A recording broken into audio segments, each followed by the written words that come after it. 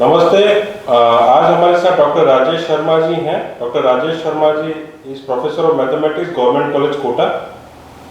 He has MSc in Yoga and Science of Living and Naturopathy Diploma NDDY DNY. He is a certified yoga teacher, Government of India। और राजेश शर्मा जी अपना एक NGO भी run करते हैं जो योग प्राकृतिक चिकित्सा अनुसंधान केंद्र कोटा में बेस्ड है, राजस्थान, जहाँ शारीरिक मानसिक समस्या का निदान थेरेपी द्वारा किया जाता है। गर्दन, कमर दर्द, घुटने, इनके दर्द का जो सफलतापूर्वक चिकित्सा थेरेपी द्वारा की जाती है और बच्चों को भी योग शिक्षा देते हैं। राजेश जी, आपका बहुत बहुत धन्यवाद। मेरा प्रथम सवाल आपसे है कि योग के अनुरूप वर्तमान व्यवस्था पर थोड़ा आप प्लीज प्रकाश डालेंगे। वर्तमान व्यवस्था में हमारी जीवन शैली इस प्रकार की बन गई है कि उसमें मन शरीर का कोई स्थान ही नहीं रहा है। वर्तमान में गला काट प्रतिस्पर्धा, दूसरे को पीछे धकेलना आदि ये सभी जो कार्य हैं ये शरीर में तनाव उत्पन्न करते हैं, मन में विक्षोभ उत्पन्न करते हैं, जिससे हम थक जाते हैं, टूट जाते हैं और पिछड़ जाते हैं, यहाँ तक कि हम आत्महत्या करने की भी सोच लेते हैं। धन्यवाद राजेश जी। आपने मन के बारे में कहा, मन क्या है? मन हमारी वह स्थिति है जो हमारे इंद्रियों को नियंत्रित करती है, हमारे विचारों को नियंत्रित करती है। मन के कारण हमारे शरीर में रसायन उत्पन्न होते हैं और ये रसायन हमारी इंद्रियों को प्रभावित करते हैं। हमारे शरीर में 10 इंद्रियां और एक मन है, इसे हम सूक्ष्म शरीर भी कहते हैं। ये 10 इंद्रियां हैं चक्षुरेंद्रिय, घ्राणेंद्रिय, श्रवणेंद्रिय, स्पर्शेंद्रिय और रसना, जो हमारे देखने का काम करती हैं, सुनने का काम करती हैं और स्पर्श का काम करती है, स्वाद का काम करती है, सूंघने का काम करती है। ये जो बाह्य जो हमारे जो साधन दिख रहे हैं, आँखें हैं या नाक है, ये हमारी इंद्रियों के साधन हैं। इंद्रियां हमारे मन में होती हैं, मस्तिष्क में होती है, इनके केंद्र होते हैं और इन्हीं से हमारा जीवन, शरीर और समाज प्रभावित होता है। हमारे कठोपनिषद में कहा गया है कि शरीर के 5 कोष होते हैं। पहला कोष अन्नमय कोष, दूसरा प्राणमय कोष, तीसरा मनोमय कोष, चौथा विज्ञानमय कोष और 5वां आनंदमय कोष। 2 कोष ऊपरी स्तर के हैं जो काफ़ी गहराई पर होते हैं। मैं मनोमय कोष की बात करता हूँ। यदि हमारा मन या मनोमय कोष विक्षुब्ध हो जाता है, उसमें विक्षोभ उत्पन्न होता है, तो वह प्राणमय कोष को प्रभावित करता है। और प्राणमय कोष जब प्रभावित होता है तो वह 3 काम कर देता है। अपचन कर देता है, अतिपाचन कर देता है या कुपाचन कर देता है। ये तीनों ही कार्य हमारे शरीर को प्रभावित करते हैं और हमारा शरीर रोगी हो जाता है।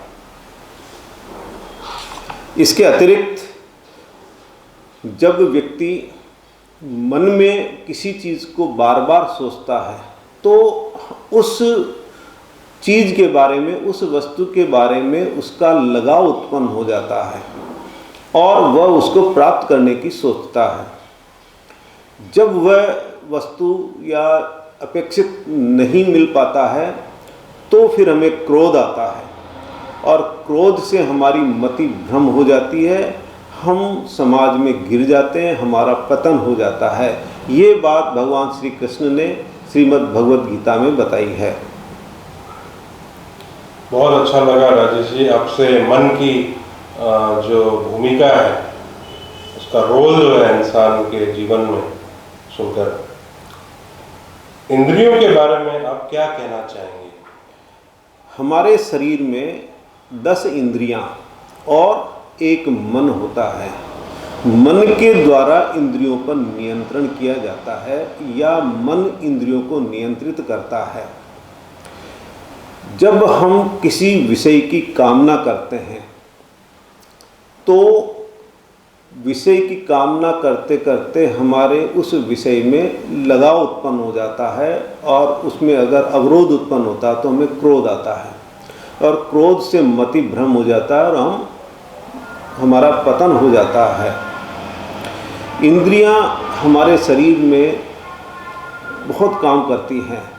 उदाहरण के तौर पर मैं आपसे कहूँ कि मैंने किसी से हाथ मिलाया तो जो हाथ मिलाया है वह मुझे जिंदगी भर याद रहेगा, या मैंने कोई भोजन किया है तो उस भोजन का स्वाद जिंदगी भर याद रहता है। आँखों से किसी चीज़ को देखा तो वह हमें हमेशा याद रहता है। जिसको हम सुनते हैं उस व्यक्ति की आवाज़ हमारे ज़िंदगी में कभी हम उसको भूल नहीं सकते हैं। यही बात भगवान श्री कृष्ण ने श्रीमद् भगवद गीता में कही है। बहुत बहुत आभार आपका राजेश जी।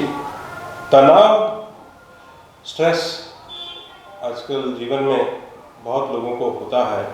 काफ़ी जो बीमारियां हैं स्ट्रेस से रिलेटेड भी आई हुई हैं, उसके बारे में आप हमारे दर्शकों को क्या ज्ञान देंगे?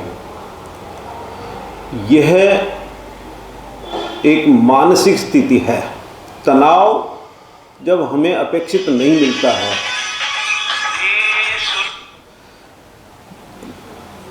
तनाव जो आजकल जनरल एक इशू बन गया है, एक प्रॉब्लम बन गया है, सोशल प्रॉब्लम। एक सेकंड में इसको बंद कर। हाँ, कोई बात नहीं, कोई लोग तो एडिट होता है वो सॉफ्टवेयर पे, उसको साइलेंट में कर दीजिए। मैं भी कर देता हूँ, साइलेंट कर दिया।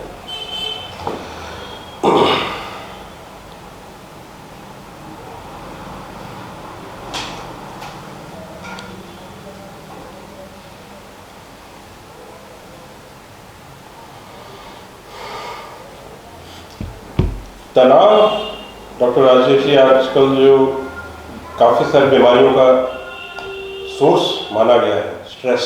हाँ, उसके बारे में आप क्या बताना चाहेंगे, क्या ओपिनियन है आपकी? तनाव जो है वो हमारी मानसिक स्थिति है।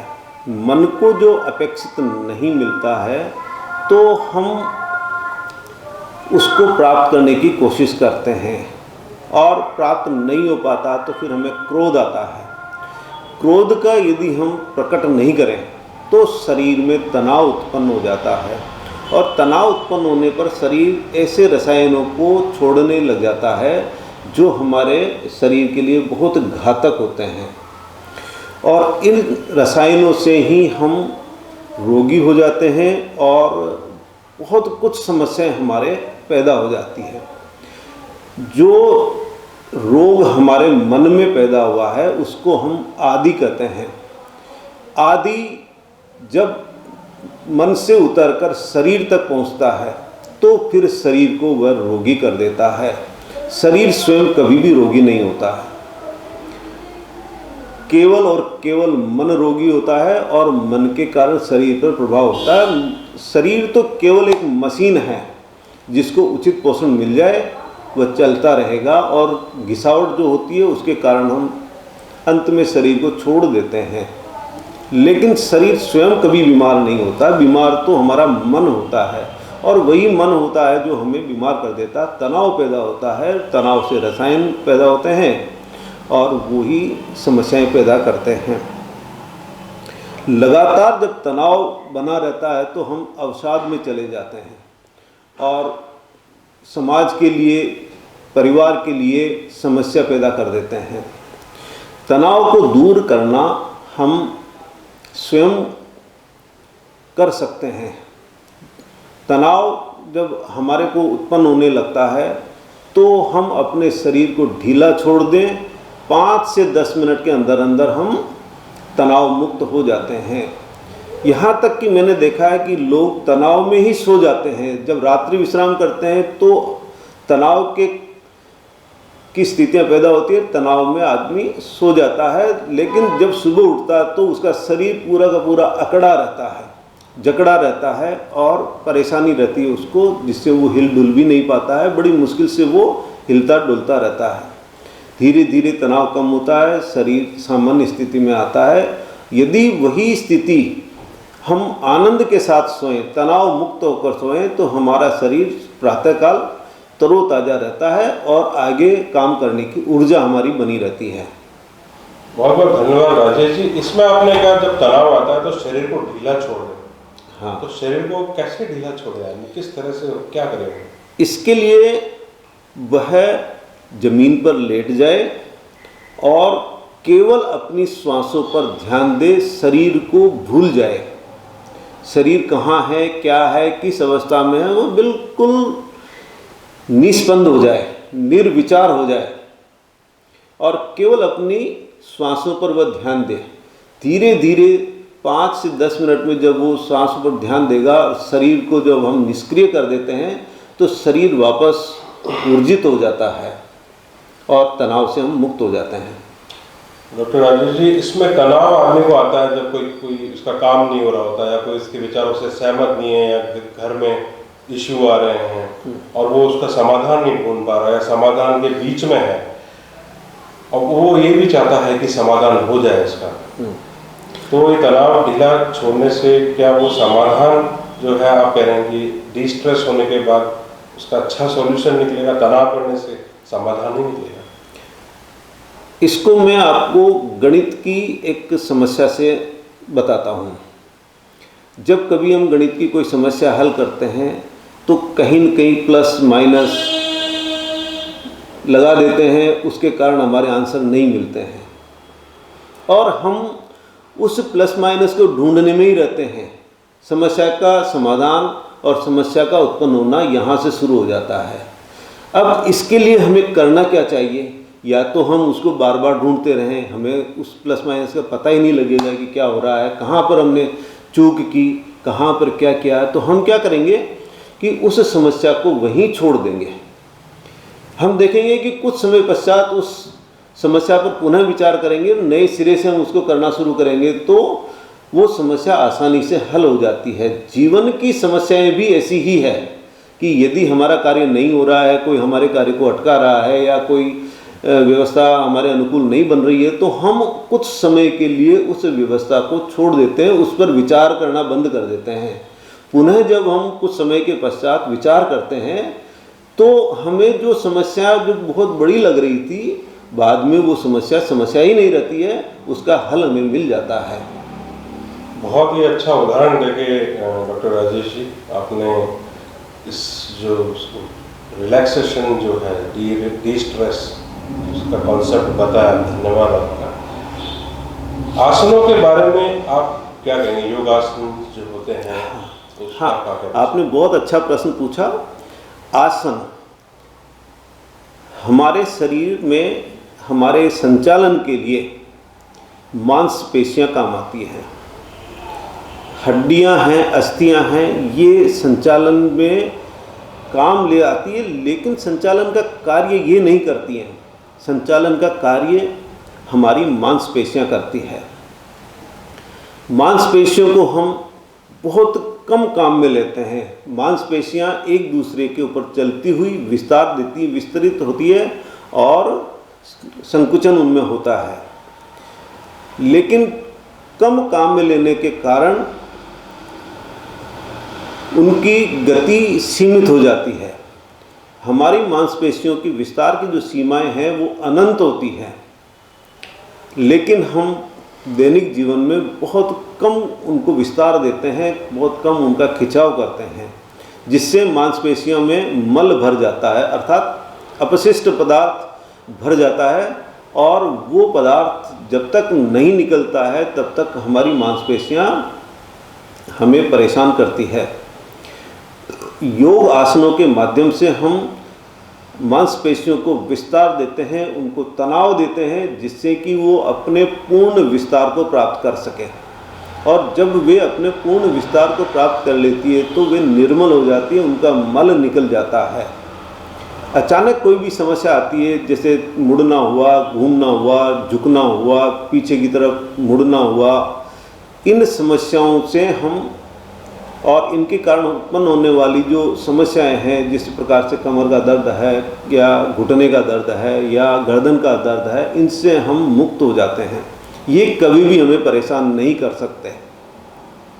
ये आपने बहुत ही अच्छी जो बताई कि जो हमारी सारी मांसपेशियां general day to day life में यूटिलाइज नहीं होती हैं, और काफ़ी सारी जो मांसपेशियां, जैसे जिम में भी काफ़ी लोग जाते हैं तो back, shoulder, arm, chest, biceps, tricep, legs, इन सब की एक्सरसाइज करते हैं। तो जिम में जो एक्सरसाइज होती है उससे जो स्ट्रेंथ आती है बॉडी में, और योगा से जो स्ट्रेंथ आती है, उसमें क्या डिफरेंशिएशन है? देखिए, आप पावर जो होता है, फिजिकल पावर, वो जिम में भी जो बॉडी बिल्डर्स होते हैं या पहलवान होते हैं उनमें भी होता है, और एक योगा करने के वाले मनुष्य में भी शारीरिक बल होता है। बट उसमें डिफरेंस जो प्लस पॉइंट है योगा में क्या ज़्यादा है? जहाँ तक बल का प्रश्न है, बल बहुत सूक्ष्म होता है। जितना हमारा मन सूक्ष्म होता जाएगा, हमारा बल उतना ही बढ़ता जाएगा। बल हम सोचें कि मांसपेशियों में आता है या किसी और कारण से आता है, ऐसा नहीं होता है। बल हमें मिलता है मन से। मन हमारा अगर मजबूत है तो हम असंभव से कार्य को कर लेते हैं। शरीर की मांसपेशियां उस कार्य के लिए तैयार हो जाती है, और मन हमारा कमज़ोर है तो फिर बहुत मजबूत होते हुए भी हम कार्य नहीं कर पाते हैं। जिम जाना या योग करना, दोनों में से कौन सा बेहतर है, अच्छा है? मेरी दृष्टि में योग करना जिम जाने से ज़्यादा और अधिक लाभप्रद है। जिम में हम हमारी बॉडी को दिखाने के लिए तो मोटी और सुदृढ़ कर सकते हैं, अपना शरीर सुदर्शन कर सकते हैं, लेकिन जिम में हम हमारी ऊर्जा को क्षय करते हैं। ऊर्जा हमारी समाप्त होती है, हमारी एनर्जी खत्म होती है, जबकि योग में हमारी एनर्जी संरक्षित होती है। हम असंभव से कार्य योग के माध्यम से कर सकते हैं। आजकल हमने देखा है कि जिम में जाने वाले कुछ व्यक्ति धीरे धीरे अतिरिक्त कार्य करते हुए अतिरिक्त ऊर्जा को खर्च करने के कारण वो मृत्यु को भी प्राप्त हो जाते हैं। और कई बार अखबारों में आता रहता है कि जिम में गए और थोड़ी सी देर में ही हम पता लगा कि हम हार्ट कोलैप्स हो गया या कोई और बात हो गई और हम मृत हो गए, जबकि योग में ऐसा कभी नहीं होता है। योग आपकी ऊर्जा को सुरक्षित करता है, संरक्षित करता है। आप उस ऊर्जा को किसी भी स्तर पर काम में ले सकते हैं। ये सबसे बड़ा अंतर योग और जिम में है। डॉक्टर राजेश जी, आजकल जो पिक्चर मूवीज में दिखा रहे हैं, एब्स दिखाते हैं, बाइसेप्स, ट्राइसेप्स, और ये सब शोबाजी चल रही है। बॉडी की जो फिजिकल फिटनेस है उसका जो परसेप्शन है यंग जनरेशन में, वो आपकी एब्स कितनी है, आपके बाइसेप्स, ट्राइसेप्स, चेस्ट, और ये सब देख रहे हैं। ये इस पे आप क्या कहना चाहेंगे? क्या एक जो योग करता है इंसान और जिसकी बॉडी फिजिकली फिट है, क्या वो हेल्दी नहीं है या उसमें बाहुबल नहीं है? आप समझ रहे हैं सवाल जो मैं पूछना चाहता हूँ? परसेप्शन बन गया आजकल एक परसेप्शन बना हुआ है कि मेरी बॉडी कितनी सुदृढ़ दिख रही है, मेरे एब्स कितने शार्प हैं, लेकिन ये कुछ समय तक ही रहते हैं। जब तक हम जिम जा रहे हैं, हम उस जिम में उपलब्ध पेय पदार्थ को हम पी रहे हैं, तब तक हमें लगता है कि हम बहुत सुदृढ़ हैं, हमारे एब्स बहुत शानदार हैं, हम लगता है कि दुनिया के सर्वशक्तिशाली व्यक्ति हैं, लेकिन ऐसा नहीं है। ये कुछ समय के लिए आप इसको बनाए रख सकते हैं, कुछ समय के लिए आप इसको दिखा सकते हैं, इसका प्रदर्शन करते हैं, लेकिन सभी समय के लिए आप ऐसा नहीं कर सकते, ऐसा हो ही नहीं सकता।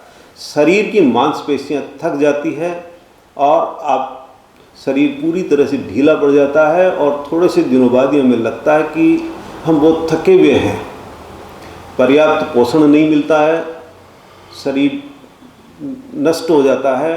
लेकिन योग में ये बात सही है कि हम अपने शरीर सौष्ठव को हम नहीं दिखा पाते हैं, लेकिन शरीर की क्षमताओं को हम जिम से कई गुना बढ़ा सकते हैं और हमारे मन की स्थिति को भी नियंत्रित करते हैं। क्योंकि योग अकेला शरीर सौष्ठव या शरीर की क्षमताओं को का विकास करना ही नहीं है, योग मन को विकसित भी करता है और मन ही सभी क्षमताओं की का मूल भी है। मैं आपको एक छोटा सा उदाहरण देता हूँ, जिसमें एक बहुत बड़ी रस्सी है। हम रस्सी को यदि छत पर फेंकना चाहें तो हम नहीं फेंक सकते, छत से पकड़ भी नहीं सकते।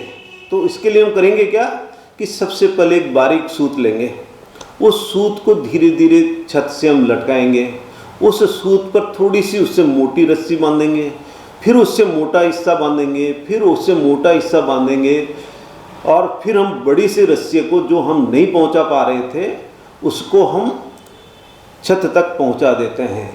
अगर हम इसके ऊपर ध्यान से देखें तो सबसे शक्तिशाली कौन रहा, शक्ति का स्रोत क्या है? वो एक बारीक रस्सी, बारीक सूत जो उस शक्ति का स्रोत रहा। यही हमारे मन की स्थिति होती है। मन के कारण ही हम बड़े बड़े कार्य कर पाते हैं। मन नहीं है तो हम बड़े बड़े कार्यों को भी हम नहीं कर सकते। हमारी चाहे शक्ति कितनी क्यों ना हो, शक्ति का उपयोग हम कर ही नहीं सकते हैं। और मन है तो हम हर शक्ति का उपयोग कर सकते हैं, जरा सी शक्ति को भी बहुत बढ़ाकर बता सकते हैं। बहुत अच्छा उदाहरण आपने इसका डिफरेंशिएशन बताया।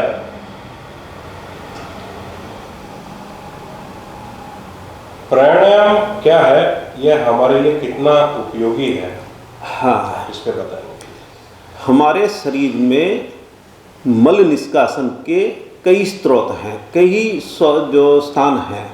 उदाहरण के तौर पर मलाशय के द्वारा हम निकाल देते हैं, पसीना हमें आता है, और प्रश्वास जो हम श्वास लेते हैं उसको बाहर निकालते हैं, तो बाहर निकालते हैं तब भी हमारे शरीर का शोधन होता है। कार्बन डाइऑक्साइड और अन्य जो हानिकारक गैसें हैं वो बाहर निकलती है। ये जब हम श्वास को भरपूर लेते हैं, भरपूर निकालते हैं, तो श्वास के माध्यम से हम अपने शरीर का शोधन कर लेते हैं। महर्षि पतंजलि ने प्राणायाम के बारे में बताया है कि प्राणायाम 4 प्रकार के होते हैं, जिनमें श्वास लेना, श्वास छोड़ना अर्थात प्रश्वास, और श्वास को रोकना। श्वास को जब हम अपनी इच्छा के अनुसार रोक लेते हैं, श्वास का में बाधा डाल देते हैं, महर्षि पतंजलि ने इसी को प्राणायाम बताया है। लेकिन मेरी दृष्टि में महर्षि पतंजलि का बताया हुआ चौथा प्राणायाम सबसे महत्वपूर्ण है। उन्होंने बताया कि जब आप प्रश्वास करें अर्थात श्वास को बाहर निकालें, तो अपने मन के विषयों को भी बाहर निकालिए, मन के कालुष्य को भी बाहर फेंक दीजिए। आपका मन निर्मल हो जाएगा, आप किसी भी स्थिति में पतन को प्राप्त नहीं हो सकते हैं। स्वामी विवेकानंद जी ने भी इसके ऊपर ध्यान देते हुए, इसको विस्तार देते हुए बताया कि श्वास प्रश्वास लेना ही प्राणायाम नहीं है। फेफड़े जिस शक्ति से, जिन मांसपेशियों से चलते हैं, उन मांसपेशियों पर नियंत्रण करना प्राणायाम है। और उन्होंने बताया कि ऐसे कई व्यक्ति मिल जाते हैं कि जो अपने श्वासों पर पूर्ण नियंत्रण कर लेते हैं, जो कई सालों तक श्वास नहीं लेते हैं, कई श्वासों के बाद में वो श्वास लेना शुरू कर देते हैं। प्राणायाम यही है, मन को नियंत्रित करना, मन को प्राणायाम करना ही उन्होंने सबसे महत्वपूर्ण बात बताई है। बहुत बहुत आभार, धन्यवाद आपका राजेश जी। आप